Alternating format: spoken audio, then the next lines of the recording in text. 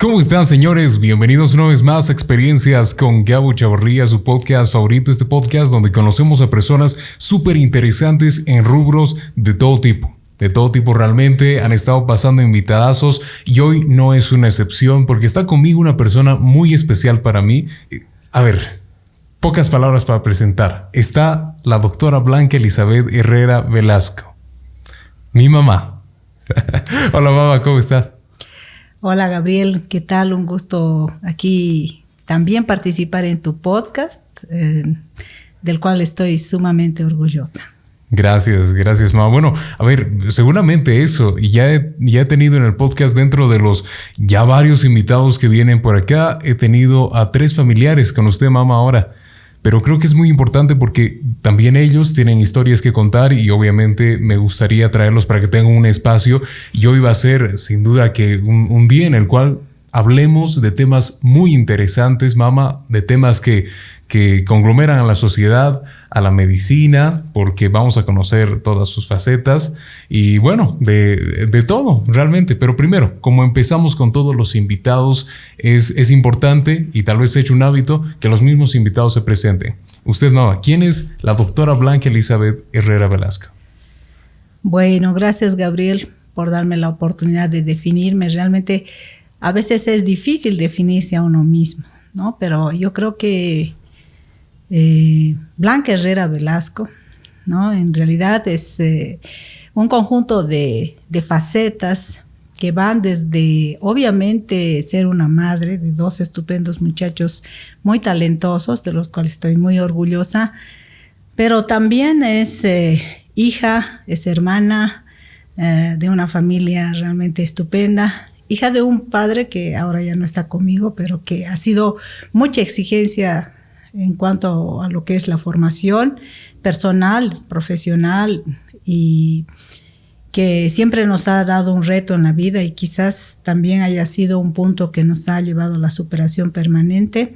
Hermana de personas estupendas, todas ellas muy talentosas y de gran trayectoria, como han podido ver con Lilian, que también pasó por este podcast, pero mis otros hermanos también son muy, muy especiales.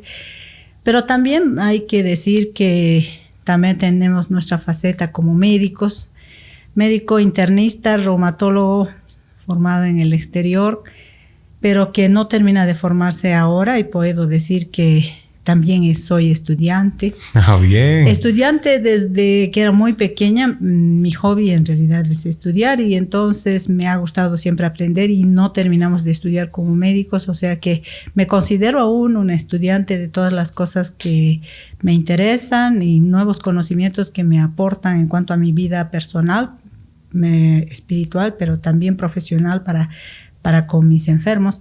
Y podríamos decir también mi faceta de docente, que también me apasiona, en la que me puedo volcar a mis alumnos intentando educarlos y enseñarles, ponerles el espíritu de servicio que todo médico tiene que tener. Entonces, pienso que a veces es difícil definir a una persona, ¿no? Y bueno, también tengo algunas otras actividades fuera de la medicina que también adornan un poco mi persona.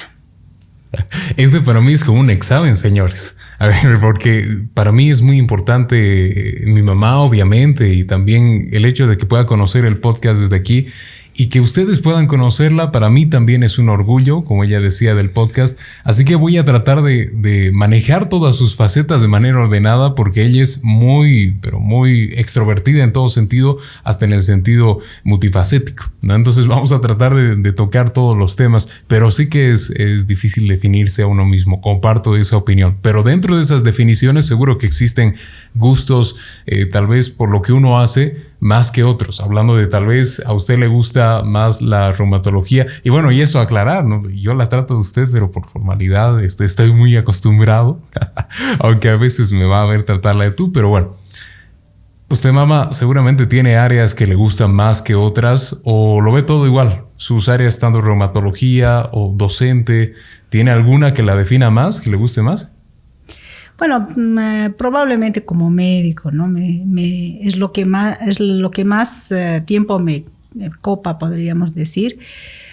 Yo soy internista y al mismo tiempo reumatóloga. cuando hice la especialidad de medicina interna en el Hospital Obrero, tuve grandes mentores, entre ellos el doctor José Antonio Quiroga, que fue el que me impulsó a hacer la reumatología. Y elegí la reumatología porque es una especialidad que puede, es decir, ocuparse del enfermo en múltiples facetas. No solamente es el ver las articulaciones, sino que la reumatología está relacionada con enfermedades de todo tipo, el corazón, el cerebro, el riñón, la piel, etcétera. Entonces, es una especialidad que le permite conocer todo prácticamente de un enfermo, y eso fue lo que más me gustó. Entonces, casi toda mi actividad profesional está centrada en esa parte, ¿no?, de la medicina, tratando de conocer cada vez más a mis enfermos y llegar a ellos pues con cada vez conocimientos más beneficiosos para ellos, ¿no? Me imagino, y todo alrededor de la medicina debe ser interesante dentro de una vida repleta de aquello. Y algo que nos demostró muchísimo eso fue la pandemia. Y empezando por esa arista, a ver, la pandemia ha cambiado todas las áreas, lo hemos visto en el podcast, el área empresarial, el área cultural. Estamos hablando de que ha sido un fenómeno que ha cambiado a toda la humanidad, y estoy seguro que ha sido, pero un cambio gigantesco, empezando por la parte de la medicina como reumatóloga.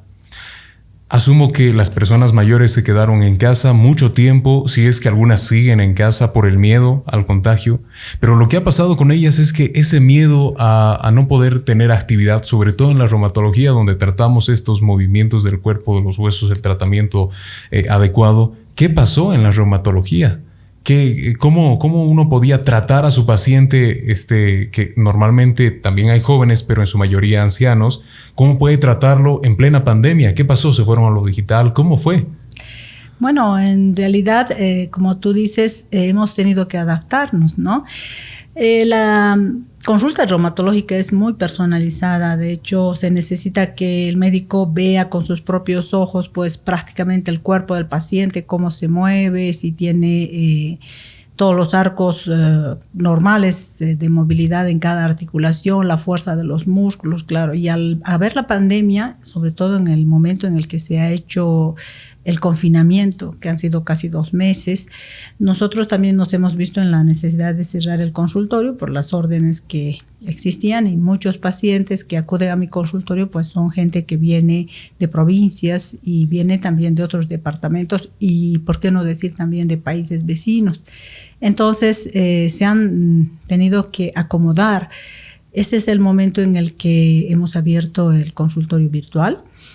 Tengo un consultorio virtual oficial por el que atiendo a mis pacientes, y también tengo un consultorio, digamos, un poquito más informal para aquellos que no pueden acceder al consultorio virtual. Entonces hemos tenido que hacer también consulta virtual, sobre todo, como tú dices, con las personas mayores.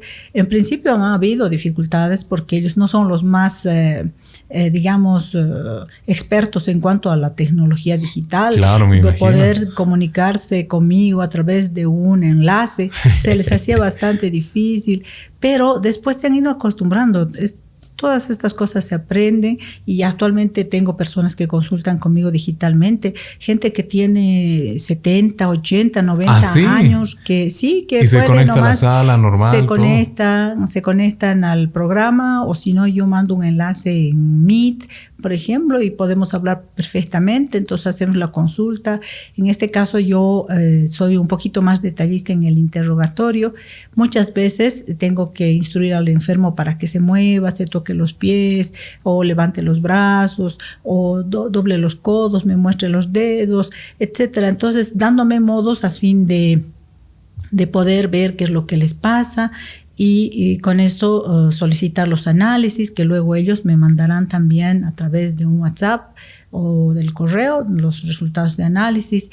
Y después, pues, pautar para ellos un tratamiento, y también enseñarles en cuanto a la dieta, explicarles también el ejercicio. Y muchas veces me he visto en la situación, digamos, de hacer ejercicios delante de ellos para que vean cómo se hace. Claro, de manera instructiva, y para que, digamos. claro, porque en el consultorio uno les hace hacer, pero ya en forma virtual pues es un poco más difícil.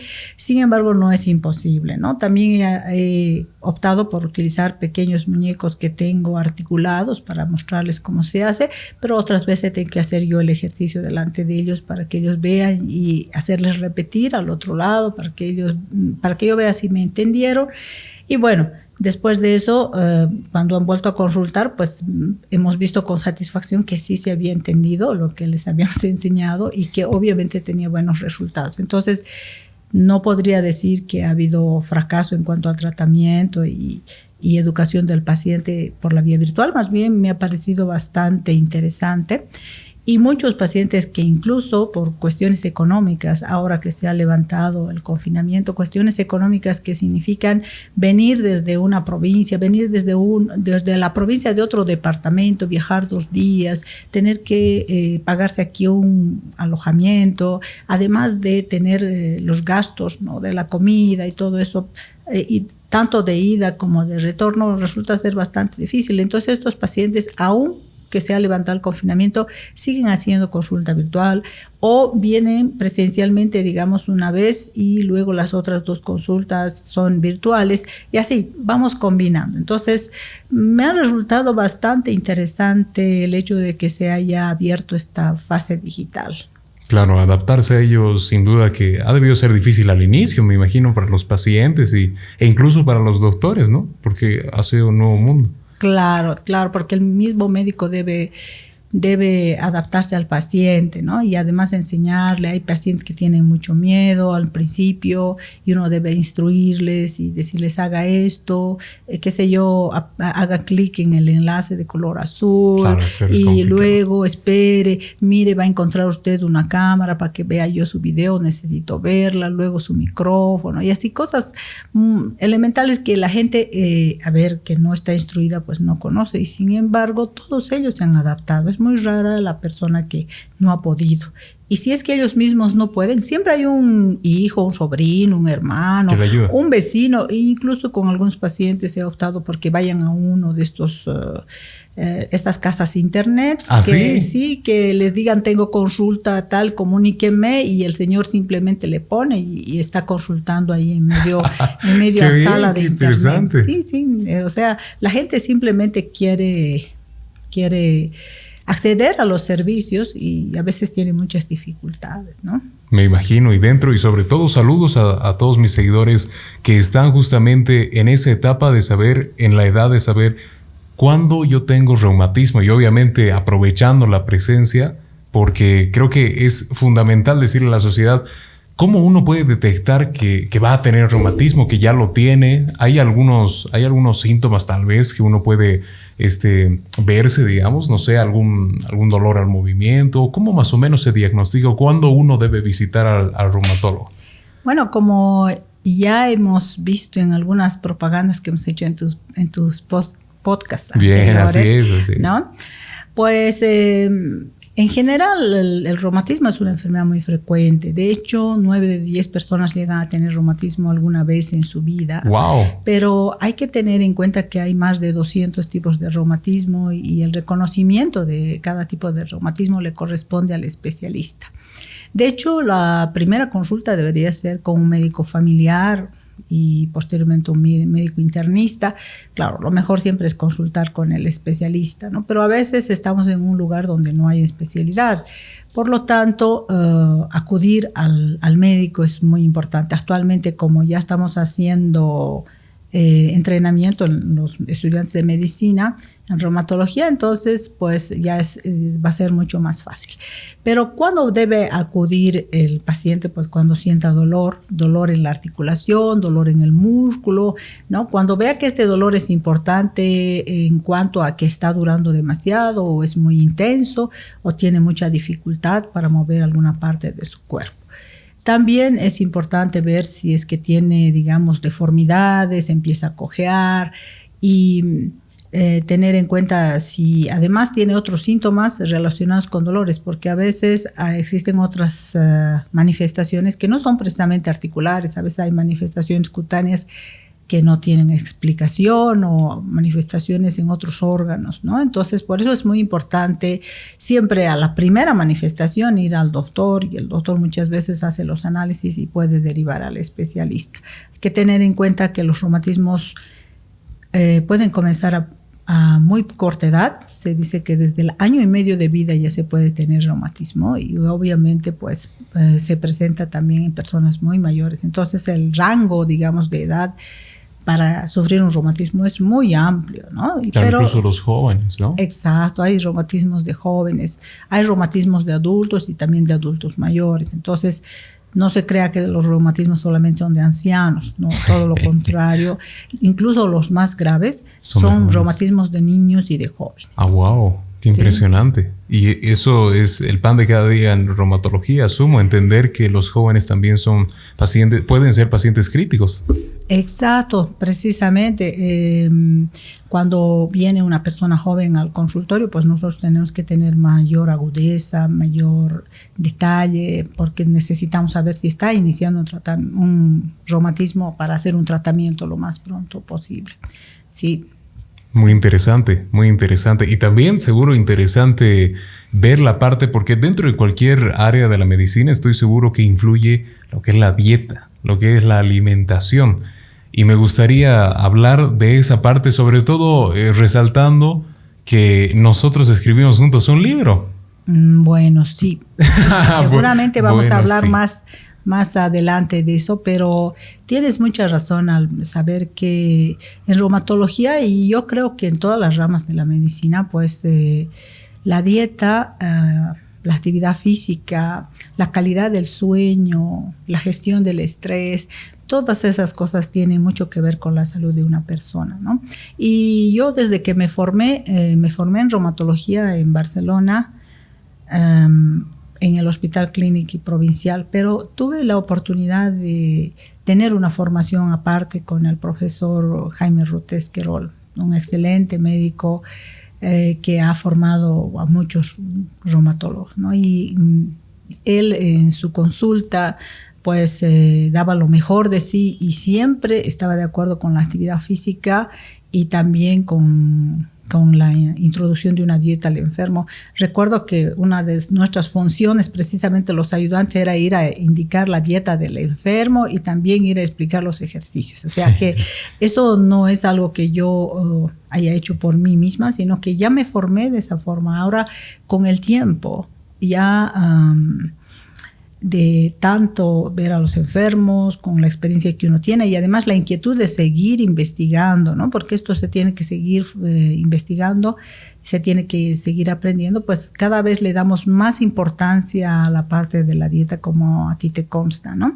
Nosotros pensamos que muchas enfermedades podrían evitarse si tuviéramos una alimentación y una nutrición, que es un poquito diferente, adecuada, ¿no? Y también pensamos que la actividad física también es parte de evitar muchas enfermedades. Eso lo tenemos muy claro. Cada vez lo tengo más claro, creo. Y además que seguro que en una dieta las tendencias van cambiando. Seguro que lo que se sabía hace unos años de cómo tratar a la persona en base a su nutrición ha debido cambiar ahora, ¿no? ¿O no? ¿Está todo similar? Bueno, en eso tienes mucha razón porque... A ver, primero quiero decir que nosotros como médicos hemos sido creados para diagnosticar enfermedades y tratar, ¿no?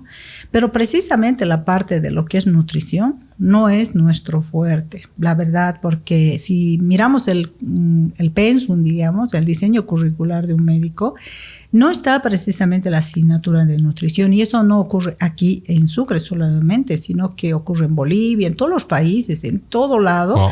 Parece que la nutrición fuera algo que se ha escapado de la formación médica y prácticamente se ha abocado la nutrición más al nutriólogo o nutricionista, ¿no? Y eso es un error para mí, y ahora que pues he incursionado un poco más en esto de la nutrición. Y efectivamente las tendencias han cambiado, ¿no? Yo diría que antes, cuando nuestros abuelos vivían, nos alimentábamos mejor. ¿Y eso por qué lo digo? Y decía, porque ahora hay tanta abundancia de alimentos y demás, pero lamentablemente antes lo que antes se hacía, que era consumir alimentos más naturales, con menor cantidad de azúcar especialmente, pues ahora la nutrición se ha convertido en la ingesta de alimentos con cantidades exageradas de azúcar, uno y otro que se suman, y las enfermedades que actualmente están apareciendo son consecuencia de esto, ¿no? Y tal vez uno a lo mejor no puede entender, de hecho, qué tiene que ver, pero son cosas muy elementales. Por ejemplo, antes se consumían las frutas naturales, ¿no? Y no se consumía cualquier cantidad. En general eran frutas de temporada, entonces en una forma alternante. El consumo de azúcar era muy puntual. En cambio ahora, pues todo lo que tenemos, especialmente de snacks, están hechos de harina, almidones, que también son azúcar, y están todos ellos, cuanto más dulces mejor. Y al final venimos alimentándonos de cualquier cantidad de productos con azúcar. Entonces, obviamente, esas cantidades de azúcar que son muy altas actualmente en nuestra dieta llevan pues a enfermedades como la diabetes, como la hipertensión, como los accidentes cardiovasculares, cerebrovasculares y otra serie de enfermedades relacionadas con las alteraciones metabólicas, ¿no? Entonces yo últimamente me he apasionado por todo lo que es el síndrome metabólico, porque han empezado también a aparecer relaciones entre las enfermedades reumáticas y el síndrome metabólico.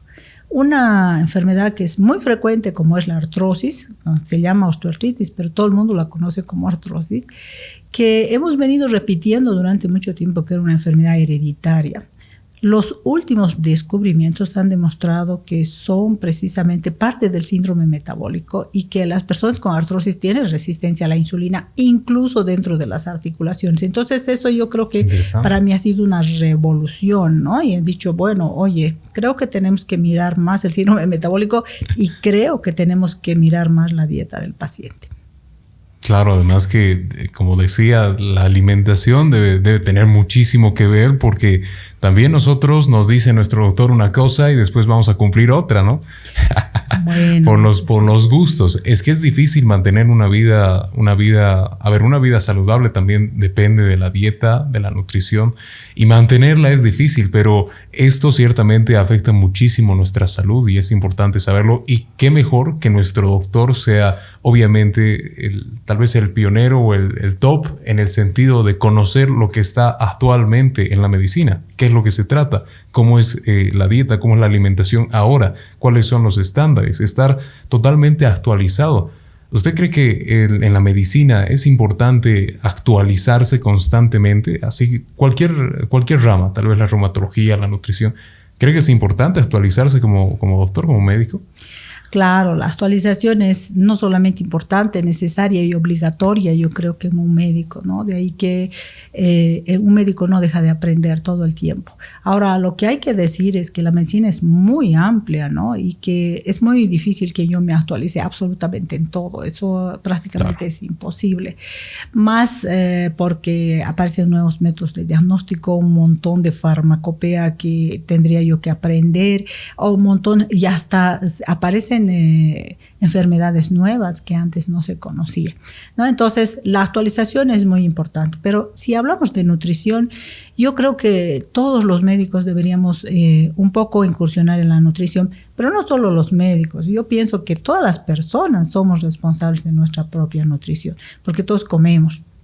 Como tú dices, claro, el médico puede aconsejar algo, pero nosotros no cumplimos. De acuerdo, eso podría repetirse fácilmente y justificarnos con eso, pero hay que tener en cuenta lo siguiente. Si bien no somos culpables de las enfermedades que tenemos, pero somos responsables de hacer lo máximo necesario para curarnos, ¿no?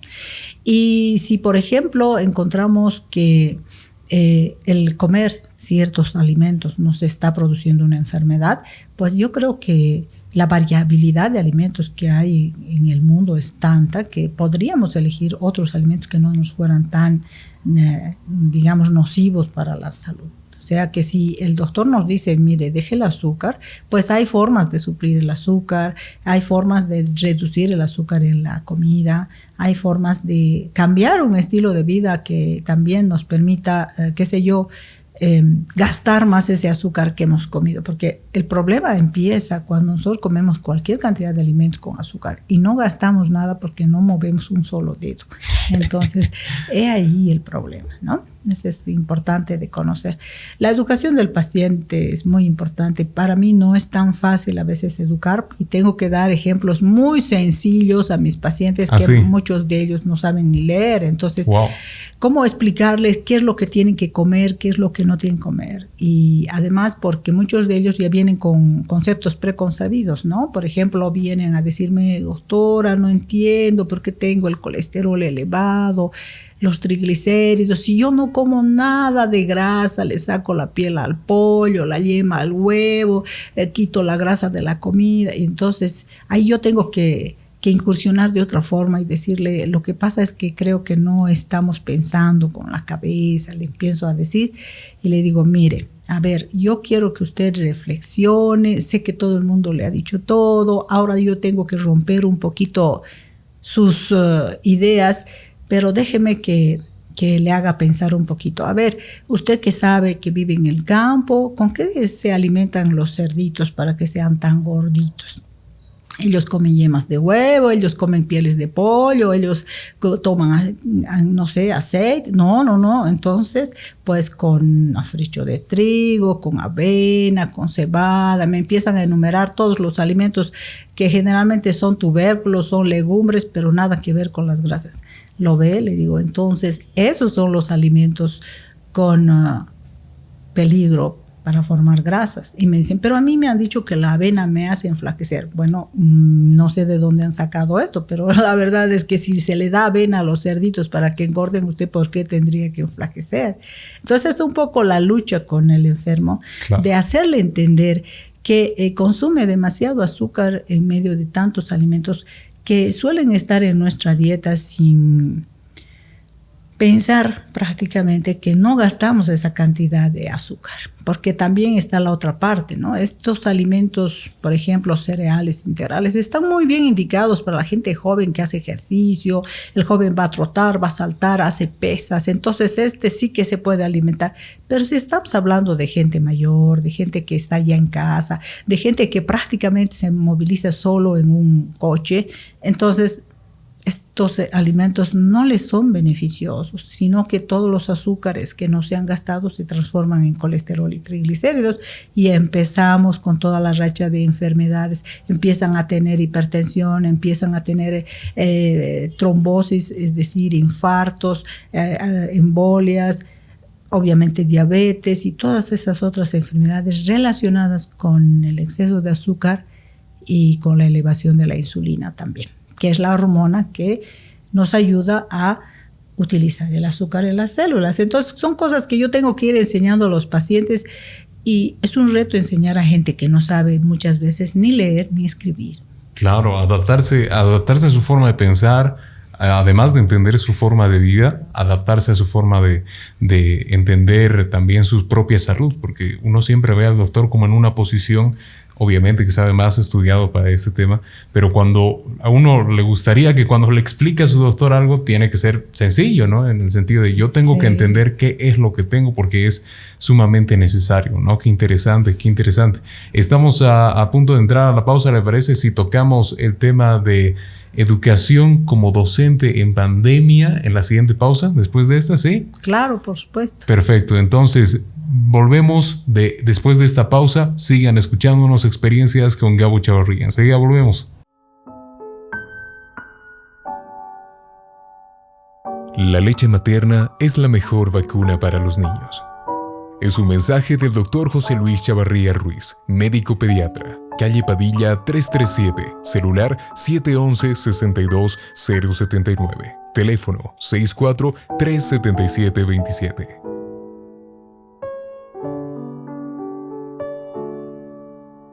Todavía no volvemos de la pausa, pero este es el momento excelente y perfecto para comentarte que después de una situación dantesca, de una situación terrible, de una pandemia, vuelve a estar a la venta mi libro, El maniquí, no sea lo que la sociedad quiere que seas, sé lo que tú quieres ser. El costo es de 30 bolivianos y por el momento puedes encontrarlo solamente en la ciudad de Sucre, en la calle Padilla 337, de 8:30 de la mañana a 13 horas y de 4:30 de la tarde a 8 de la noche. Pregunta por El maniquí de Gabo Chavarría. Es un libro de superación personal, de motivación, de autoestima y como verás, la lectura es rápida porque recuerda, con poco se puede decir mucho. Volvemos, búscalo. Volvemos, señores, después de esta pequeña pausa y estamos charlando con la doctora Blanca Elizabeth Herrera Velasco. Toqueamos la primera parte de reumatología, nutrición y como ella también es docente de la Facultad de Medicina de la Universidad San Francisco Javier de Chuquisaca, me gustaría y obviamente me encantaría porque está en facultad de hacerlo, que hablemos de cómo la pandemia cambió la docencia, la educación superior, pero en un tiempo donde se parecía que se iban a parar clases y que todos abandonaban los estudios, pero se continuó. ¿Qué pasó con el ámbito docente? ¿Qué pasó con el ámbito estudiantil? Supongo que debieron haber nuevas didácticas que aplicar a los alumnos, ¿o cómo fue? Bueno, la verdad es que ha sido todo un reto para la universidad. Yo como docente de décadas en la universidad me apasiona la docencia y bueno, siempre he estado incursionando en todas las tecnologías y de hecho no puedo decir que sea nuevo para mí el emplear tecnologías en la enseñanza. De hecho, la universidad se ha ocupado de hacernos unos cursos sobre las nuevas tecnologías y han habido creo que 10 versiones. Wow. Y he tenido la opción, gratuitas todas por supuesto, y he tenido la opción de poder estar en una de ellas y ya me había formado en la tecnología, ¿no? La comunicación, abrir un aula virtual, tener una plataforma para poder alguna vez enseñar a los alumnos, era algo que yo ya lo había hecho, pero no con la intensidad que tuve que hacer durante la pandemia. Cuando se declaró el confinamiento, que fue el 16 de marzo del 2020, todos quedamos como colgados, azorados, no sabíamos qué hacer. De hecho, yo particularmente ya estuve pensando y obviamente en principio lanzando algunas clases a mis alumnos porque dije se me van a quedar obsoletos. Ellos estaban iniciando el año 2020 y no sabían nada y dije no, tengo que hacer algo y voy a empezar a hacer un poco de instrucción, enseñarles alguna cosa. Y en esto las autoridades pues obviamente muy preocupadas se reunieron, nos hicieron cursos de actualización, se hicieron para los docentes, tanto en Classroom, por ejemplo, que es otro aula virtual, como también en la utilización del eCampus, que es digamos, la herramienta que utiliza la universidad del tipo Moodle. Entonces, los que no sabían nada tuvieron que aprender. Bueno, hay gente que ha utilizado poco, aún con la pandemia ha utilizado poco, lo reconozco, pero otros hemos utilizado bastante, ¿no? Y yo en las dos asignaturas que estoy, tanto en bacteriología y virología clínicas como en reumatología, pues he tenido que nutrir más mis aulas virtuales, ¿no? Y entonces el manejo de aula virtual, el hacer además las clases en plataformas como el Zoom, el Meet, generalmente hago más en Meet, pero no repetir todo lo que está en el aula virtual, sino tratar de hacer una dinámica intentando que los alumnos entiendan y aprendan un poco para suplir la presencialidad, ¿no? Que en ese momento era imposible. Eso ha sido un verdadero reto, ¿no? Ha sido un trabajo bastante intenso porque han sido días y noches, diríamos, de implementar, qué sé yo, tareas, cuestionarios, foros, H5Ps, de todo en las aulas virtuales que traten de incentivar al alumno para que se autoforme al mismo tiempo nosotros las clases. Bueno, ha sido un reto realmente, pero yo creo que ha tenido sus buenos frutos. Al menos yo entiendo que en mis asignaturas, no puedo hablar por otros, pero en mis asignaturas los alumnos han demostrado estar contentos y además haber aprendido.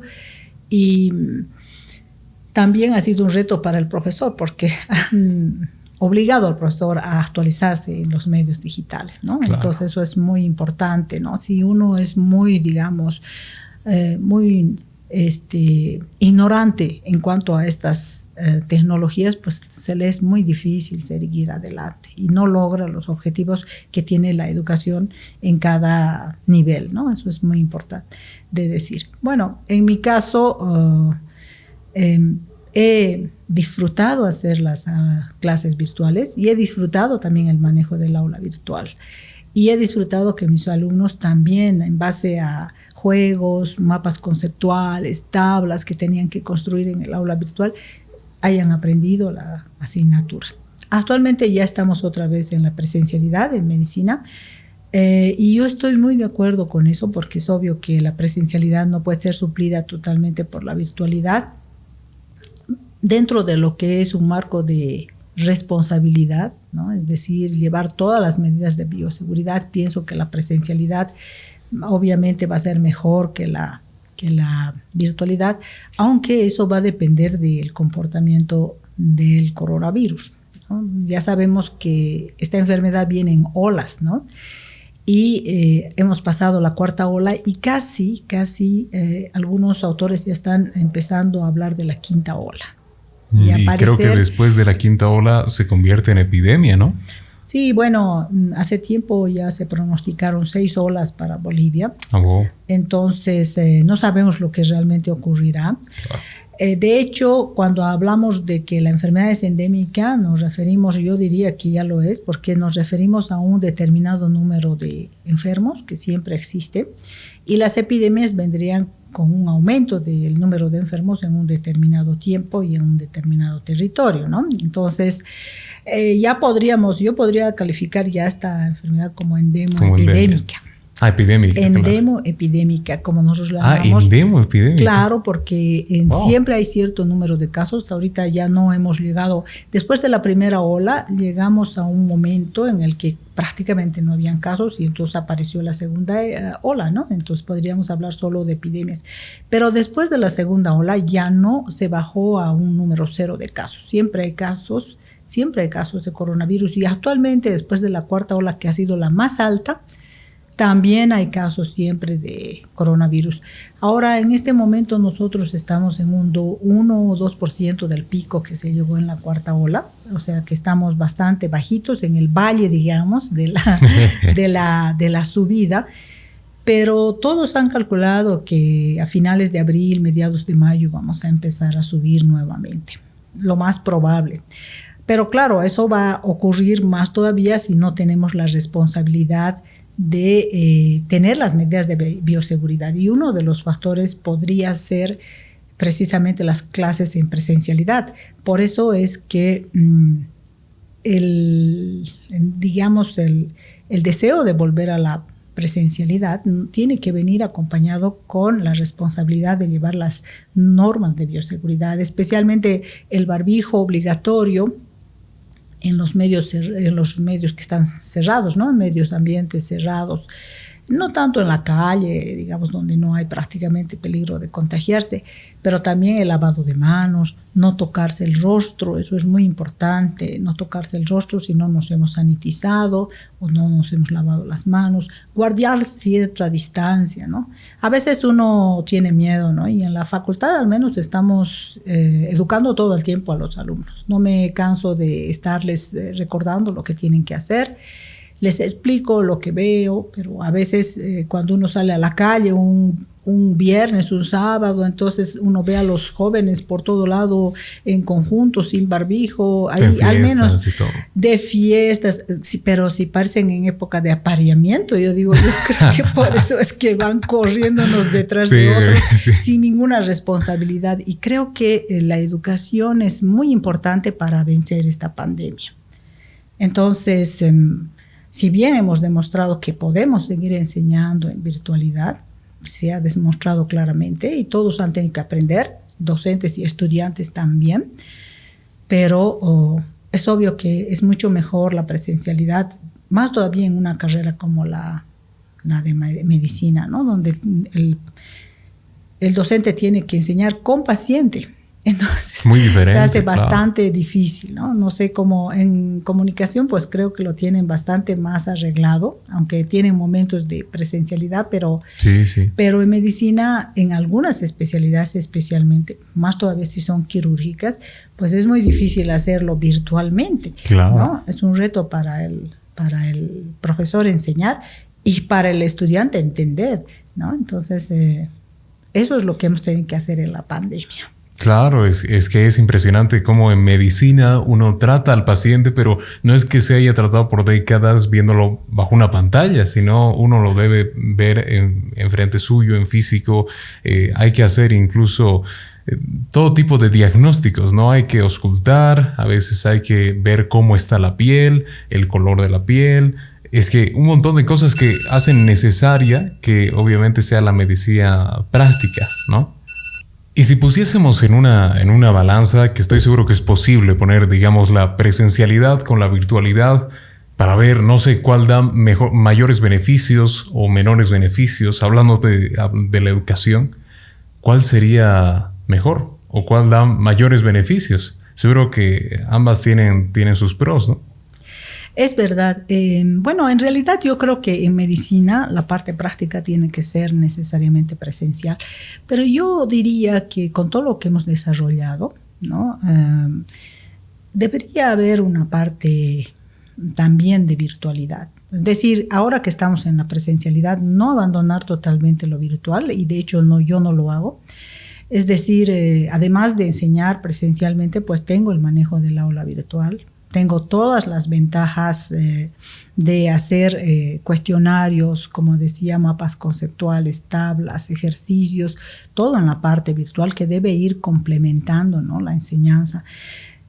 Nosotros somos partidarios de hacer nuevas modalidades de educación, como por ejemplo hacer la clase invertida, donde el alumno se responsabiliza de su formación, lee antes porque el docente ya le ha dejado el material en el aula virtual.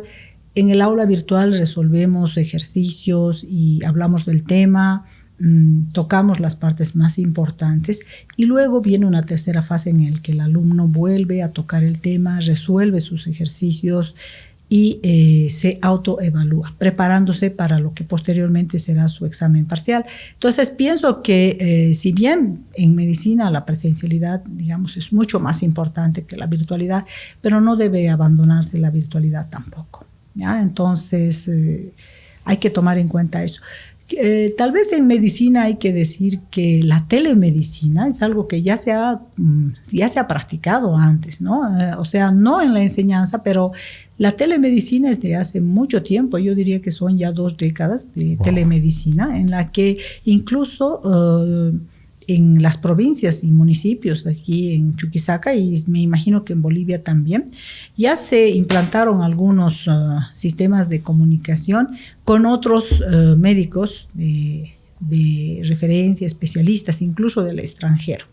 De tal manera que los médicos, mirando de provincia, ¿no?, mirando al enfermo e indicando lo que tenían, podían consultar con especialistas de otros lugares, incluso del extranjero, para ver qué conducta tomar. O sea que ya se hizo telemedicina. Claro que no estaba relacionado con la docencia, pero estaba relacionado con la atención de pacientes que no podían acceder a un especialista y que podían consultar en forma virtual con un especialista del extranjero. Entonces eso ya había telemedicina y tenemos aquí algunos centros que hacen telemedicina también. Y obviamente con la pandemia pues eso se ha fortalecido, digamos, ¿no? Ahora, eso más lo que se está haciendo en la enseñanza pues puede ser muy útil para formar al médico boliviano, ¿no? Qué interesante, porque y esa parte me da curiosidad. Así que realmente ya la telemedicina era o es una práctica conocida, entonces no es algo que hayan visto, digamos así, de la nada. No, ya se conocía, como que es decir, si un médico, por ejemplo, de la provincia tenía pacientes con un infarto, entonces tranquilamente podía comunicarse con especialistas de otro lugar del planeta y decir tiene tales características, incluso se pueden enviar imágenes de una ecografía o de una radiografía para que el especialista le dé su opinión y después le dé una orientación acerca del primer tratamiento que va a recibir el enfermo hasta que llegue a un lugar de referencia de mayor sofisticación y lo atiende el especialista. Entonces era una medida que se tomaba precisamente para salvar vidas y para mejorar, digamos, el estado del paciente, ¿no? Salvarlo de la probabilidad de muerte inmediata después de un problema de salud. Entonces se ha hecho ya varios años que se hacía telemedicina. Ahora yo he visto alguna vez alguna estadística, pero tampoco es que esté actualmente tan actualizada sobre lo que se está haciendo en telemedicina, pero sí sé y alguna vez lo he visto y hasta he participado.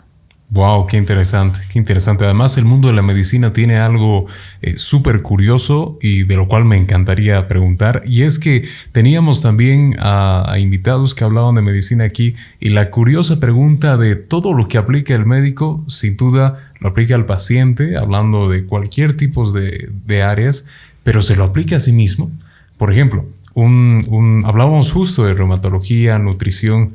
Estoy seguro que usted debe estar aplicando también los consejos que da, porque si no, también ¿cómo aplicarlos, no? O usted ve también en sus colegas que todos aplican las teorías que dicen, que todos aplican los conceptos que dicen, o ve este tipo de doctrina, llamémosle así, abandonada. Como que unos dicen y recetan, pero no hacen caso a sus propias indicaciones, digamos. Bueno, no voy a decir, esta es una buena pregunta, voy a decir, esta es una pregunta difícil. Porque, bueno, en relación a mi persona, podríamos decir, sí me gusta aplicar lo que profeso. Es decir, tener los cuidados en la nutrición, en la dieta, elegir los alimentos más saludables. Debemos ser responsables de nuestra alimentación. Y sí es mi pasión también ocuparme de mis propios alimentos. De hecho, soy de las que cocino en casa y yo misma me ocupo de la selección de mis alimentos, como también de los de mi familia, porque considero que es una responsabilidad nuestra, ¿no? Entonces, no podría enseñarle al enfermo a, qué sé yo, diciéndole lo que tiene o no tiene que comer o no tiene que abusar si yo no practicara esto, ¿no? Pero esto es algo que no siempre se da. De hecho, la pandemia, como diríamos, ha puesto en evidencia el mal estado de salud del sector salud. Los médicos muchas veces padecemos las mismas enfermedades que nuestros enfermos. Hay muchos diabéticos, muchos hipertensos, muchos que han tenido infartos o otro tipo de problemas. Y eso también es porque a veces el médico se aboca más al enfermo y se olvida de sí mismo, ¿no? Y creo que es un buen punto de reflexión para el sector salud. No solo médicos, enfermeras, fisiatras, qué sé yo, cualquiera que trabaje en salud, ¿no? Odontólogos. Todos nosotros deberíamos responsabilizarnos. Y ya dije que los médicos, de hecho, no somos los mejores en nutrición y lo mostró, digamos, el estado de salud nutricional que teníamos tan precario en la pandemia. Muchos de los colegas fallecieron como consecuencia del coronavirus debido a las complicaciones que esto acarrea, porque tenían síndromes metabólicos no controlados. Entonces eso ha ocurrido no solo aquí en Bolivia, ha ocurrido en el mundo entero. Y mientras no se conocían las terapias y no se conocía bien la enfermedad, pues hemos sido el sector más vulnerable y los primeros en caer, ¿no? Porque además éramos personal de choque. Entonces siempre estábamos en contacto con enfermos y ante el mal estado de salud, pues muchos han caído lamentablemente, ¿no? Ahora, en cuestión de actividad física, como decías también, me siento responsable de mi actividad física, ¿no? Si bien uno como que tiene tendencia al sedentarismo porque el día no le alcanza para irse caminando a todo lado, pero sí considero que es necesario hacer actividad física y Yo personalmente hago algo de actividad física, que trato de hacerlo regularmente, pues casi diario, ¿no? No es nada difícil. No soy, cuando era joven era deportista, pues jugaba tenis y todo esto, pero ya cuando le viene a uno el hogar, los hijos, la profesión, la docencia, es pues muy difícil sacarse horas para hacer un deporte, entrenar. Entonces, hay que hacer alguna actividad física, siempre caminar, hacer algunos estiramientos. En los pacientes yo les aconsejo siempre dedicarse a algo. Hay gente que puede caminar, hay otros que pueden hacer, qué sé yo, un poco de yoga, otros pilates, otros, qué sé yo, hacer un poco de HIIT, ¿no? O bola rusa. Aconsejo a mis pacientes, y dependiendo del tipo de paciente, pues también les aconsejo hacer uno u otro ejercicio. Y eso trato de practicarlo yo también. Ahora, sé que no es una cosa general, porque sé que también tengo entre mis pacientes también algunos colegas que les cuesta arrancar con el ejercicio, pero creo que es más cuestión de educación. Una vez que uno ha entendido que necesita hacer una actividad física, empieza. Yo conozco colegas que han cambiado mucho su estado de salud, empezando con un poco más de actividad física y cuidando su nutrición, y actualmente están pues en un estado de salud envidiable, ¿no? Entonces eso es un ejemplo para sus pacientes, porque claro, es un poco difícil decirle al paciente, qué sé yo, que haga no sé qué sacrificios y uno está en el peor estado de salud. Eso, claro, eso repercute negativamente, ¿no? El paciente sale del consultorio diciendo, ¿cómo es que me dice a mí? Es como si yo le dijera a mi paciente, deje de fumar, y yo lo estoy atendiendo con un cigarrillo en la mano. Entonces se hace difícil. Pero no hay compromiso, ¿no? No hay compromiso, y se ve que el doctor no piensa que esto es importante, lo debe estar diciendo como, o repitiendo como un loro, ¿de quién lo habrá escuchado? Pero lo veo fumar o lo veo beber, digamos, en forma descontrolada, no creo que sea importante, ¿no? Entonces el paciente también menosprecia menosprecia la información que le da el médico cuando él no se compromete consigo mismo. Por eso es muy importante que el médico también trabaje en sí mismo. Tiene que prepararse para sus enfermos. Claro, o sea, el mismo, supongo que eso se habla mucho, que el mismo doctor es su mismo paciente. Tal vez, a ver, el tema de automedicarse, ese obviamente no. Pero el tema de diagnosticarse, es decir, el mismo médico que ve, no estoy bien, tengo que empezar una nueva dieta, tengo que cuidarme más, pues sí debería aplicarse, ¿no? Compromiso con sus palabras, que obviamente se las dice al paciente, pero también podrían ser para él, y aplicarlas es importante, me imagino, ¿no? Así es, pero en todo sentido tú has tocado algo que es interesante. No solamente tiene que valorarse a sí mismo, porque todos los médicos creo que sabemos cuando estamos enfermos, creo que sí, y tenemos que responsabilizarnos de nuestra alimentación y de nuestra actividad física para estar en la mejor forma para poder atender a nuestros enfermos. Claro. Pero también tenemos que ponernos en las manos adecuadas, que eso es algo que también es muy difícil entre los médicos y todos del sector salud, ¿no? Dejar de automedicarnos excesivamente. A ver, ¿quién no se toma un paracetamol, un ibuprofeno, incluso un omeprazol? Creo que todos los médicos lo hacemos, la verdad, ¿no? Yo también lo he hecho alguna vez, ¿no? Intentando ahorrar el tiempo de no tener que ir, pero cuando ya uno lo ve en serio, pues necesariamente tiene que acudir al especialista, responsabilizarse con su salud, evitar la automedicación, obviamente, ¿no? Entonces, los médicos también tenemos que estar dentro de ese tipo de educación, porque eso también es educación, ¿no? A veces como médicos nos autotratamos y estamos equivocando nuestro camino, y al final cosechamos las consecuencias, ¿no? Porque cuando acudimos al colega ya estamos en una etapa final, y eso, claro, es pues muy duro. Por eso es que creo que los médicos también tenemos que educarnos en ese sentido. Claro, sobre todo cuando en la medicina hay tantas ramas, uno no puede ser un todólogo, digamos. Exacto. Entonces, uno no controla todo el conocimiento de la medicina, que todavía se está actualizando incluso. Entonces, eso puede deteriorar más la salud de lo que ya la tiene algún médico que se automedica sin tratar de consultar a ningún colega, me imagino, ¿no? Claro, y además está el hecho que tú dices, ¿no? Le decimos al paciente que no se automedique y nosotros nos estamos automedicando, ¿no? Y no solamente una vez, ¿no? Nos estamos automedicando meses, a veces años, y eso no está bien, ¿no? Entonces, reconocer que nosotros no somos los más actualizados en todas las ramas de la medicina. La medicina es muy amplia, es algo muy exigente que requiere de actualización constante, y mientras yo me estoy actualizando en mi rama, por decir en la reumatología, pues pueden estar apareciendo, no sé, cosas que yo ni conozco en la neumología, en la cardiología, en fin, o en la neurología, ¿no? Entonces yo tengo que ser un poco más humilde en ese aspecto, porque a veces encuentro algunos colegas que dicen, ¿qué me van a tratar aquí o de qué me van a hablar, digamos, cuando no es cierto? Hay un mundo muy grande, ¿no?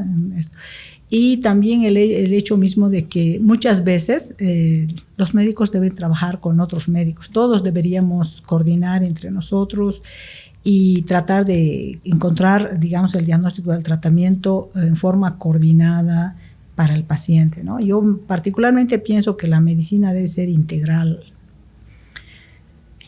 pero no solamente debe abocarse al diagnóstico de una sola especialidad, sino que escuchar al paciente y educar al paciente, y en función de eso nosotros también dar el ejemplo, ¿no? No ponernos en manos de otro especialista cuando es necesario. A veces no lo hacemos y eso es importante tener en cuenta. Tenemos que hacerlo. Claro, hay que hacerlo, porque si no, el médico puede ser el más enfermo incluso que su paciente, ¿no? Así es. Debe haber casos, sí, realmente. Hay casos, y con lo del coronavirus se ha visto mucho. Peor, sí, porque ahí uno estaba encerrado en casa, no podía consultar, tenía que, me imagino como médico también uno debe tomar esas decisiones, a ver, tengo que ver cómo estoy, me aplicaré esto que conozco, y también esta es otra parte de buscar en el internet, por ejemplo, pero es que tampoco es que el internet sea un doctor especializado en ello, ¿no? Entonces, bajo esas indicaciones se deben automedicar, no solamente con los conceptos que ellos creen que tienen, que los doctores creen que tienen, sino con los que agarran del internet, de aplicarse. Sí, es algo que también los médicos tenemos. Conozco también personas, tampoco puedo decir que yo no lo haya hecho alguna vez, pero personas que ya demasiado exageradamente rehuyen, ¿no? La opinión de otro colega, y eso hace que equivoquen el camino. Prefieren buscar en el internet, como tú dices, tratar de buscar sus soluciones, y eso no está bien. Así educamos a nuestros enfermos para que ellos acudan a nosotros. Nosotros también debemos hacer exactamente lo mismo, ¿no? Tenemos que cuidarnos entre nosotros. Esto es importante. Más aún ahora que la medicina actualmente está tratando de centrarse en la persona. No sé si alguna vez has escuchado que hablan de la medicina centrada en la persona, ¿no? Sí, ese tipo de medicina es en la que escucha al enfermo en todas sus facetas, su faceta psicológica, emocional, física, ¿no? Mental, y trata de tratarlo en todos esos aspectos. Y muchas veces son muchos profesionales los que el paciente necesita, ¿no? Y es el enfoque de esa persona terapéutico, el enfoque terapéutico diagnóstico es para esa persona. Aunque tenga la misma enfermedad que su vecino, resulta que su diagnóstico y su tratamiento es más individualizado, y eso es lo que se está tratando de hacer, y eso significa que tenemos muchas veces que trabajar entre varios con esa persona. Entonces, todas estas, digamos, estas nuevas tendencias en cuanto a la atención de la medicina han ido aflorando precisamente ahora con todos estos problemas que hemos tenido. El mismo coronavirus ha demostrado afectar en forma diferente a cada persona. Hay personas que no se afectan prácticamente nada, y hay otras que fallecen por las complicaciones de una enfermedad como esta. Qué interesante. Realmente un campo lleno de curiosidades. ¿Le parece si ahora que volvamos de la pausa hablamos del libro? ¿Sí? Claro. Buenísimo, sí. Entonces ahora nos vamos a nuestra última pausa, señores. Espero que les esté gustando. Está muy interesante. Enseguida volvemos. Los niños que reciben lactancia materna crecen más sanos, fuertes y felices. Es un mensaje del Dr. José Luis Chavarría Ruiz, médico pediatra. Calle Padilla 337, celular 711-62079, teléfono 64-377-27. Todavía no volvemos de la pausa, pero este es el momento excelente y perfecto para comentarte que después de una situación dantesca, de una situación terrible, de una pandemia, vuelve a estar a la venta mi libro. El maniquí, no sea lo que la sociedad quiere que seas, sé lo que tú quieres ser. El costo es de 30 bolivianos y por el momento puedes encontrarlo solamente en la ciudad de Sucre, en la calle Padilla 337, de 8:30 de la mañana a 13 horas y de 4:30 de la tarde a 8 de la noche. Pregunta por El maniquí de Gabo Chavarría. Es un libro de superación personal, de motivación, de autoestima y como verás, la lectura es rápida porque recuerda, con poco se puede decir mucho. Volvemos, búscalo. Volvemos después de nuestra última pausa y estamos charlando con la doctora Blanca Elizabeth Herrera Velasco, de temas muy interesantes, muy curiosos. Yo sé que en medicina hay tantas ramas, tantas doctrinas, tantos conceptos que no se podría terminar hablando de todo, pero se habla de lo más importante con relación a ella en este caso. Y me gustaría empezar a hablar, como había dicho antes de la pausa, de nuestro libro, porque nosotros Mao escribimos un libro, ¿no? A ver, usted misma, cuente. Bueno, efectivamente, la pandemia no solamente nos sirvió para aprender mucho de la virtualidad y tratar de llegar a las personas de otras formas, sino también nos sirvió para, dijéramos, extrapolar una inquietud que teníamos de hace mucho tiempo y era enseñar a los pacientes a tener mayores recursos en cuanto a la culinaria. Porque las nuevas tendencias actualmente vuelcan las vistas del doctor, de los doctores, digamos, a la nutrición. La verdad es que se está hablando mucho de eso y incluso personas que no son médicos, ustedes ven youtubers, influencers, van mostrando en la web, ¿no?, toda una serie de cambios que hay, ¿no? Y sería una locura no escuchar, ¿no? A mí me gusta escuchar al paciente, me gusta escuchar a todos, considerar, profundizar. Y bueno, hace muchos años que yo ya me dedico también un poquito a profundizar sobre la nutrición y que veíamos que la nutrición es muy importante en la recuperación de los pacientes. Eso estaba ya dado. Pero claro, muchas veces cuando uno da la educación a los pacientes, lo primero que ellos dicen, pero ¿qué voy a comer?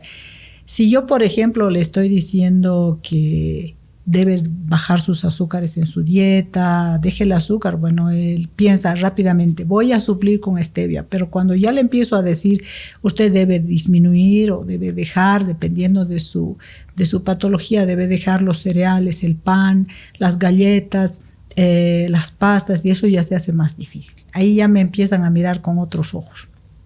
Y entonces hay que enseñar que el único pan no es el de trigo, ¿no?, que hay otros panes. Y entonces empezamos a tropezar con toda una serie de costumbres, toda una serie de conceptos, ¿no? Y olvidamos algo que Hipócrates ya nos decía en aquella época, que decía que el alimento sea tu medicina, que tu medicina sea tu alimento.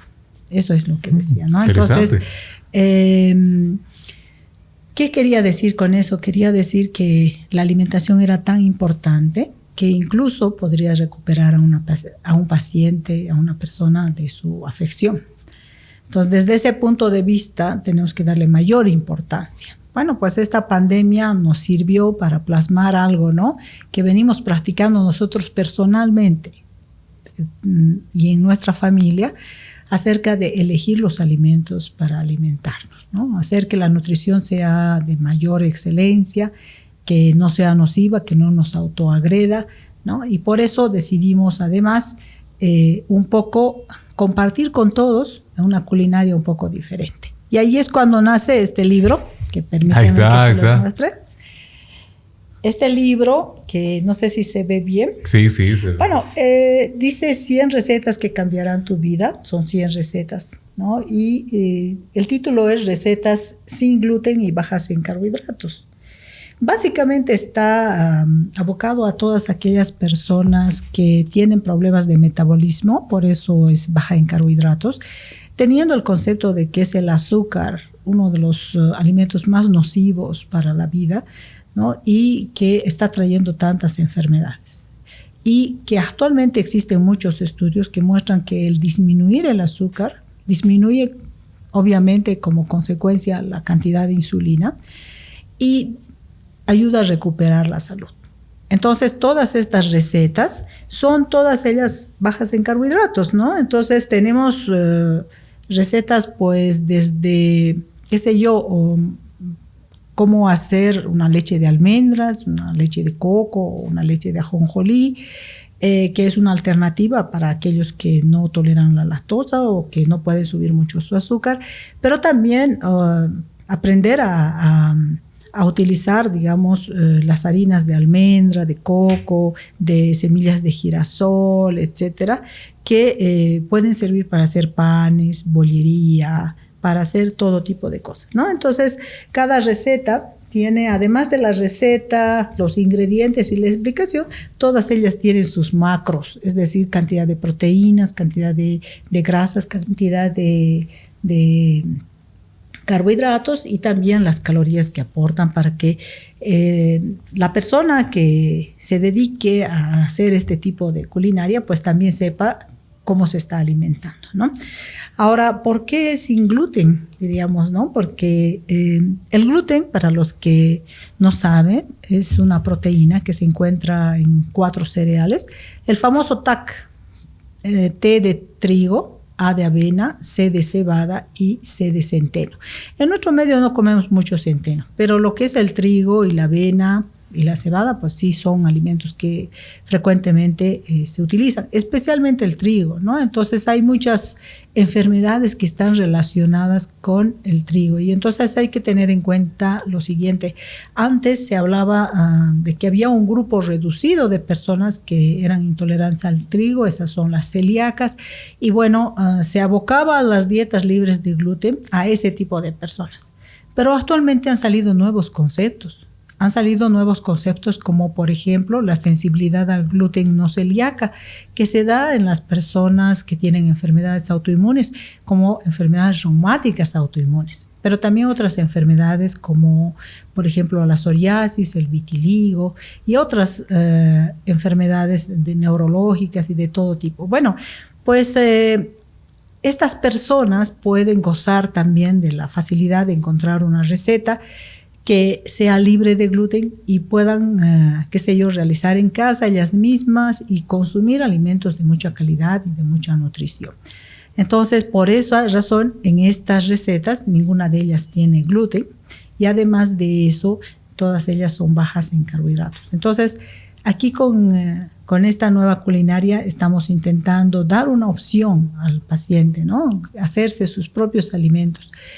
Debo reconocer que en principio fue bastante difícil hacer entender a la gente que podía lanzarse a una empresa como esta, pero que actualmente tenemos mucha receptividad. Además, ya en el mercado existen alimentos libres de gluten. Lo que antes era bastante difícil encontrar, ya encontramos en los supermercados harina de almendra, encontramos harina de coco, hay harina de garbanzo, también encontramos, qué sé yo, que ya hay empresas que se dedican a eso, que hacen galletas sin gluten, que hacen pastas sin gluten. Bueno, claro que hay que tener en cuenta que no todas ellas son bajas en carbohidratos, ¿no? Y los carbohidratos aquí son los responsables de muchas enfermedades.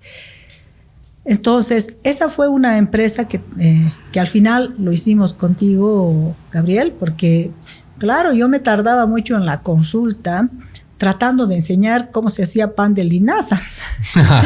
Y bueno, a veces tenía mis recetitas ahí impresas y les daba a los pacientes y claro, ahí es cuando me dices, pero ¿por qué tan tarde? Y yo explico que tengo que enseñar hasta cocinar y luego aparece la idea y decir, tu idea en realidad, pero ¿por qué, mamá, no hacemos un libro de recetas donde realmente puedas plasmar todas estas recetas que tú tienes y puedas enseñar a otros. Y entonces ya empezamos, ¿no? Empezamos a hacer un poco, sí, tal vez podría ser, empezamos un poco lentamente en diciembre del año 2019, más o menos, sí. Pero íbamos lento, ¿no? Y ya cuando viene la pandemia empezamos a trabajar intensamente y decidimos hacer una gama de recetas que van desde recetas básicas, como les decía, elaborar su propia harina de almendras, hacer su propia crema de maní, hacer su propia Nutella, ¿no? Hacer sus leches vegetales, hacer algunas sopas que son muy básicas, empezar con platos fuertes, pero también tenemos la parte de panes, tenemos la parte de bizcochos, postres, entonces toda una gama de recetas que los pacientes podrían aprovechar y cambiar su existencia. Actualmente tengo algunos pacientes que han adquirido el libro, que están muy agradecidos y que han cambiado su forma de comer. Personas que estaban afectadas digamos, muy severamente y que el cambio en la alimentación ha representado para ellos un cambio significativo en su calidad de vida. Recuerdo un paciente que llegó jadeando al consultorio porque había sido diagnosticado de hipertensión pulmonar, además él tenía hipertensión arterial, diabético y obeso, ¿no? Entonces un paciente bastante complicado para todos los médicos, ¿no? Que requiere de la intervención prácticamente de todos. Y que sin embargo en su dieta no había terminado de abandonar el azúcar, porque siempre estaba antojado de un bizcocho, de un queque, qué sé yo, de una torta. Entonces, después de que aprendió, bueno, en la casa también su esposa tuvo mucho que ver, ¿no? Pero aprendieron a que podían deleitar, ¿no? Deleitarse con comida de calidad, que no necesitaban sacrificar tanto sus gustos, empieza a mejorar. Actualmente lo veo cada 6 meses, ya no jadea, su hipertensión se ha controlado, su diabetes se ha estabilizado. Alguna vez se le sube el azúcar porque obviamente algunas veces se desmanda, pero no es el estado precario que tenía. Claro, como estaba antes. Sí, realmente, y hasta su médico cardiólogo lo ha felicitado por el estado de salud que tiene, ¿no? Entonces, él que no podía viajar a ningún lugar de altura, pues no podía llegar ni siquiera a Sucre. Entonces resulta que ahora viaja y ha vuelto al trabajo porque ya había abandonado su actividad laboral porque realmente no podía ni respirar. Entonces pienso yo que esa ha sido la intención, ¿no? Llegar a los enfermos de otra forma, no solamente con fármacos, ¿no? También ayudándoles a cambiar su estilo de vida, y eso es muy importante. Yo no lo hubiese podido explicar mejor. Realmente, desde mi punto de vista como consumidor, tal vez visionario de la idea, fue en realidad que nosotros, yo soy intolerante al gluten, tal vez y seguramente que a muchos de ustedes les pasa, es una afección cuando uno come algo con trigo, siendo así una hamburguesa o un pan. Entonces es algo, te sientes mal de la barriga momentos después, ¿no? Y esta intolerancia puede irse más allá hasta la celiaquía, que es cuando nosotros comemos algo con pan o harina de trigo específicamente, y directamente es una bomba, ¿no? Queremos vomitar, nos entra todo tipo de gases, de todo, es un infierno. Es así que bajo esa idea, y es porque en la familia también estamos con esa doctrina de ser intolerantes al gluten, somos intolerantes al gluten, es que mi mamá empieza a cocinar cosas sin gluten, ¿no? Entonces son cosas muy deliciosas. Nosotros fuimos los conejillos de Indias. Al inicio, como todo, que empezamos ya hace años, ¿no? Bueno, que usted empezó hace años y empezó a darnos, pues no voy a decir que eran los mejores sabores, pero se estaba mejorando. Y gracias a esa mejoría, gracias a que ella siguió y siguió y siguió, fue cuando yo creo que nos vio y dijo, eso está funcionando y es realmente rico. Recién ahí uno transporta a los pacientes y ve que también funciona. En plan, tal vez de poder llegar a las demás personas que como nosotros tienen esa afección, que no pueden comer. Uno dice, claro, se me antojaría una pizza de vez en cuando, pero después Se puede hacer la pizza sin gluten, se puede hacer la pizza sin harina de trigo, se puede hacer con harina de arroz, que también tiene carbohidratos, pero se puede hacer sin trigo, con harina de almendra a veces. Entonces, es demostrar a las personas con este libro que ante una problemática también hay salidas deliciosas y yo lo puedo aprobar.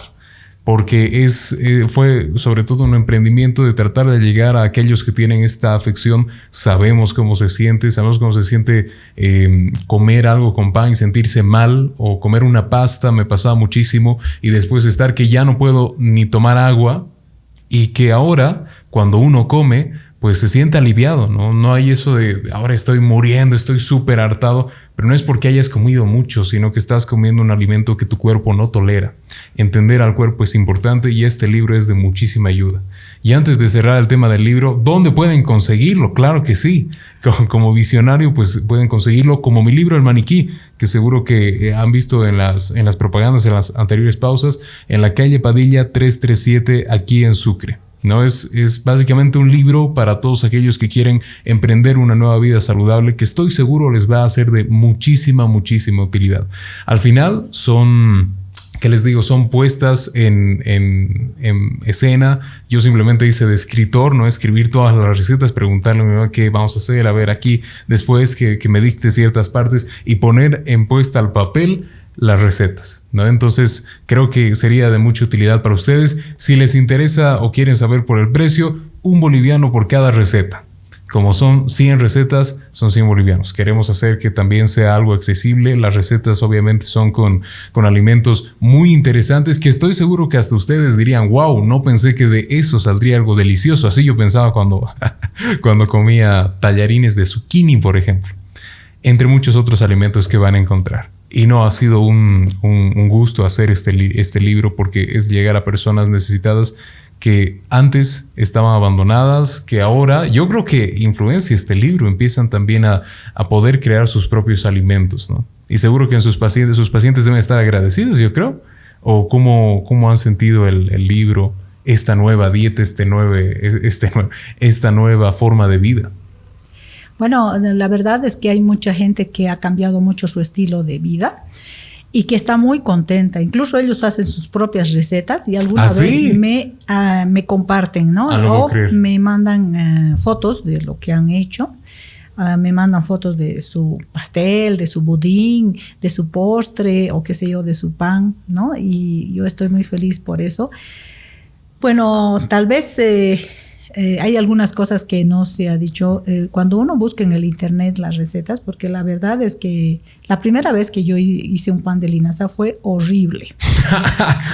Es verdad, porque yo buscaba un pan alternativo sin harina y encontré una receta de una americana en inglés que me explicaba cómo hacía un pan de linaza y realmente no sabía nada bien. Entonces uno empieza a decir, no puede ser, ¿quién va a comer esto, no? Y bueno, empezamos a mejorar la receta, a encontrar digamos, las cualidades a la harina de linaza, pero también sus defectos, su mal sabor a veces. Empezamos a añadir una cosa a otra y empezamos a mejorar la receta, ¿no? Entonces aquí obviamente está la receta mejorada. Y tienes razón al decir que ustedes fueron mis conejillos, yo les digo mis humanillos de India, porque ellos eran los primeros en probar la receta. Bueno, yo también fui una, ¿no? Porque habían recetas que no se podían comer, entonces tenía que comer yo y decía, no, esto es imposible. Incomible, afuera, ¿no? Entonces, poco a poco fueron saliendo así las recetas. No necesariamente es fácil hacer una receta que sale en internet, porque varía todo, ¿no? Desde el tamaño de los huevos, por ejemplo, ¿no? Estas recetas están hechas con tamaños normales, de un huevo de 70, 80 centavos, digamos. Y en cambio, en el extranjero a veces los huevos son tan pequeños, de 50 centavos, que todo me salía aguachento, como quien dice. O, qué sé yo, también las harinas, algunas harinas los tienen muy secas, ¿no? Y conseguir algunos ingredientes era bastante difícil. Bueno, pues hemos tenido que adaptarnos, hemos tenido que crear nuevas recetas, porque realmente hacer del internet así directo muchas veces no sale a la receta. Y todas estas recetas son el producto de muchas veces de hacer, de aprobar y y seguimos formando recetas, ¿no? Yo tengo un cuaderno en el que tengo muchas nuevas recetas que han ido saliendo, precisamente por ir haciendo y decirle voy a poner esto no me gusta, prefiero este sabor, y ahora estoy incursionando con algunas recetas con ají, por ejemplo, que para nuestra cultura pues el ají es algo a veces muy apreciado, ¿no? Entonces estamos haciendo eso. Poco a poco ya vamos a ir aumentando también las posibilidades. Entonces, el trabajo no ha sido tan sencillo porque además de escribir las recetas, es cierto que las ordenaste y demás, hay que recordar que tomaste las fotografías. Yo tuve que hacer cada receta para que le tomara la foto. Es decir, todas las fotos de este libro no son fotos traídas del internet y demás, o que sea un pan de trigo y ahora lo presento como de linaza. No es así, sino que cada una de las fotos es del alimento que se preparó en ese momento. Entonces, todo, absolutamente, qué sé yo, el plato de albóndigas, los tallarines de zucchini, los, ¿cómo diríamos?, el arroz de coliflor, la pizza sin harina, o las magdalenas de plátano macho. Todas esas cosas han sido hechas.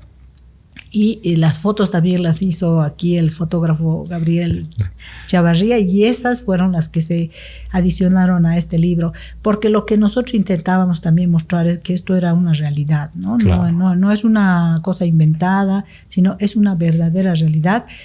Y además es un parámetro para que ellos vean cómo les va a salir la receta, ¿no? Eso sobre todo, y porque habían algunos pacientes que me mostraban, mire cómo me salen mis panes de linaza, y eran unas verdaderas tablas. Y bueno, unas galletas de linaza. Trataba de explicar a ver cómo hiciste y demás. Y bueno, y ahora pues tengo pacientes que me muestran incluso unas recetas que hasta yo me envidio así, wow. Claro, pues digo, wow, ¿cómo lo ha logrado? No, realmente, no, está muy bien. Y yo por eso soy una entusiasta de ayudar a la gente en este sentido, ¿no? Como tú dices, hay personas que padecen de muchas enfermedades, no solamente ser intolerantes al gluten. Por ejemplo, hay personas que sufren de una enfermedad que se llama SIBO, que no tiene más de 8 años de trayectoria en cuanto a su creación como enfermedad. Sí. El SIBO y todos los síndromes de impermeabilidad intestinal, ¿no? Es decir, en realidad vendría a ser enfermedades de la permeabilidad intestinal, donde los pacientes empiezan a tener trastornos digestivos precisamente por toda una serie de alimentos que no toleran, o los intolerantes a la lactosa. En este libro no se utiliza lactosa, creo que solamente en una receta utilizamos leche en polvo. Después, en general, todas son sin lactosa. Es decir, que también es una oportunidad para ellos, ¿no? Y tratar de llegar a todos aquellos que tienen sobrepeso, que tienen hipertensión, que tienen una diabetes no controlada. Particularmente tengo en la familia una experiencia muy interesante de una persona que no podía controlar bien la diabetes, pues estaba con cifras muy altas, muy bajas, todo el tiempo recayendo en su problema, y una vez aplicada la forma de culinaria que ofrecemos, pues ha mejorado muchísimo.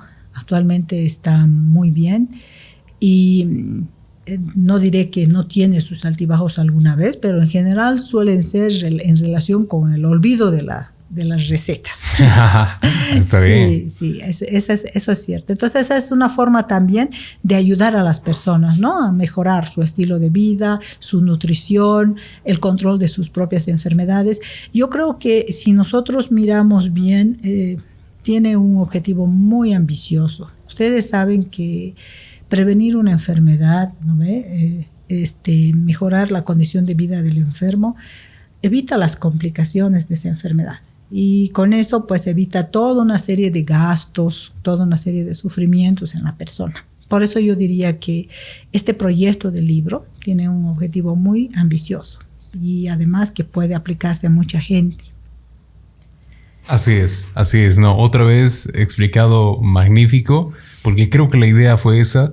llegar a las personas que más lo necesiten. Ya lo saben, señores, señoras, 100 recetas que cambiarán tu vida. Lo pueden encontrar en la calle Padilla 337. A ver, los horarios de 8:30 de la mañana hasta la 1 de la tarde y de más o menos 4:30 de la tarde hasta las 8 de la noche. Pregunten a secretaría. Les va a encantar para todos los interesados y que quieran emprender una nueva vida. Es así que los autores somos nosotros, la doctora Blanca Elizabeth Herrera Velasco y su servidor, Gabriel Chavarría, Gabo Chavarría, como estoy en el libro. Ha sido un placer hacer un libro así. Y ahora agradeciendo también que ya es 1:25 de nuestra charla. Wow. Ha sido un placer tenerla aquí, mamá. Doctora, ¿cómo le va, doctora? Así que nada, yo como es tal vez hábito, le dejo esta cámara aquí para que pueda saludar a quien quiera, a sus amigos, colegas, alumnos, familiares, y diga sus palabras de cierre de la charla. Bueno, gracias, Gabriel. Realmente no pensaba pasar por el podcast, al menos no tan pronto, pero yo te agradezco y por esta oportunidad que me das para expresarme y así poder compartir estas inquietudes con el público en general. Agradezco especialmente a mi familia, ¿no? Por haberme apoyado en todo sentido, como docente, como, qué sé yo, como especialista también, el apoyo incondicional que se me da, tanto de mi esposo como de mis hijos, también mis padres, mis hermanos. Decir que mis hermanos también me escucharon después de muchos años de lucha, pues muchos de ellos ya comen bajo en carbohidratos y muchos de ellos comen sin gluten. Entonces, agradezco a todos ellos por su receptibilidad. También agradezco y saludo a mis amigos, los pacientes, que yo considero que ellos son mis amigos y sé que ellos también me consideran como una amiga de confianza y yo estoy feliz por su confianza, obviamente. Agradezco también a todos los que me escuchan en las clases porque no puedo evitar hablar alguna vez sobre la repercusión de la dieta en cuanto a la salud del enfermo. Eso también es importante, por lo tanto también tengo que concientizar. Les agradezco por su receptividad. Tengo muchos alumnos que todavía me hablan y están siempre cuestionando y también mejorando su estilo de vida, lo cual también es eso. Pero ante todo agradezco a Dios, ¿no? Él es el que permite todo lo que sucede y solo por Él es que estamos sentados aquí hablando de todo esto. Entonces, muchas gracias por la oportunidad nuevamente. No hay por qué. Gracias más bien a usted. Y es que ha sido genial cómo se pasa el tiempo. Y usted lo decía, el que hace posible esta charla es Dios. Y es importante también que todos los que hayan llegado a esta charla, gracias. Porque sin duda la 1:30 que más o menos hablamos, 1:20, se quedan los fanáticos acérrimos del podcast, a los cuales les mando un saludo donde quiera que estén. Yo sé que el público base es Sucre, pero me escuchan de todas partes del país. Un saludo fraterno y bueno, que esté muy bien. Es nuestra despedida de la charla. Así que nada, ha sido un placer tenerla aquí, mamá, como siempre, charlar con ustedes, toda una aventura dentro de experiencias y opiniones. Así que bueno, estaremos otra vez la siguiente semana, Dios mediante, con un siguiente invitado hablando de temas muy interesantes. Nos despedimos. Chao, señores, que vaya muy bien. Cuídense mucho.